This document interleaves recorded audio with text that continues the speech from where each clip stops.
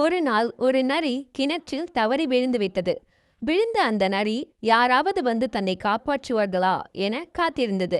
ஆனால் ஒருவரும் அந்த பக்கம் வரவில்லை. அதனால் சாப்பிடவும் முடியாமல் தூங்கவும் முடியாமல் தண்ணீருக்குள்ளேயே தவித்துக் கொண்டிருந்தது அந்த நரி. 10 நாட்கள் கடந்து போனது. அன்னைக்கு அந்த பக்கமாக ஒரு ஆடு மே மே என்று கத்திக்கொண்டு வந்தது. உடனே நரி உஷாரானது. இந்த ஆட்டை வைத்து எப்படியாவது மேலே வந்துவிட வேண்டும் என்று எண்ணியது நரி. ஆட அண்ணே, இங்கு வாயேன் என்று அன்போடு அழைத்தது நரி. கிணற்றில் இருந்து வந்த குரலை கேட்டதும் ஆடு எட்டி பார்த்தது. என்ன நரியாரே, தவறி விழுந்துட்டீங்களா அப்படின்னு கேட்டது ஆடு. சேச்சே, நானாவது தவறி விழுவதாவது?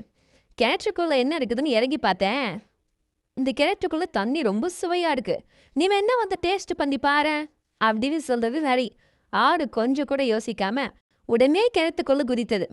நரியே, இந்த தண்ணி அவ்வளோ சுவையா இல்லவே இல்லையே அப்படின்னது. உன்னை நம்பி வந்தம் பாரு, இப்ப எப்படி வெளியே போறது என்று கேட்டது ஆடு. முதல்ல உன் மேல ஏறி நான் வெளியே போறேன், அப்புறம் கையை நீட்டுறேன், கையை பிடிச்சிக்கிட்டே நீயே வெளியே வந்துரு என்றது நரி. ஆடும் ஒப்புக்கொண்டது. ஆடு மீது ஏறி நரியும் வெளியே வந்தது. கையை கூட சீக்கிரமா என்னை காப்பாத்து. உன்னை எப்படி நான் காப்பாத்துறது? எதை செஞ்சாலும் விவேகமா புத்திசாலித்தனத்தோட செய்யணும். இப்பவாது புரிஞ்சுக்கோ, நான் வரேன்னு சொல்லிட்டு நரி கிளம்பியது.